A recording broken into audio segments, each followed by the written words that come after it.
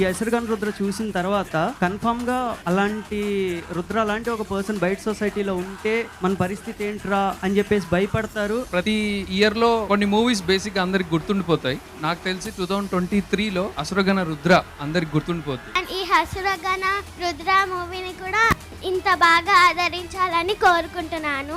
అందరూ ఈ cinema theatre లో చూడాలని మనస్ఫూర్తిగా కోరుకున్నాను. నేను చాలా కాన్ఫిడెంట్ గా చెప్తున్నాను, మీ అందరికి ఖచ్చితంగా అంటే ఖచ్చితంగా నచ్చుతుంది. మీరందరూ థియేటర్ వరకు వచ్చి ఈ ఫిలిం ని ఆదరించాలని మనస్ఫూర్తిగా కోరుకుంటున్నాను.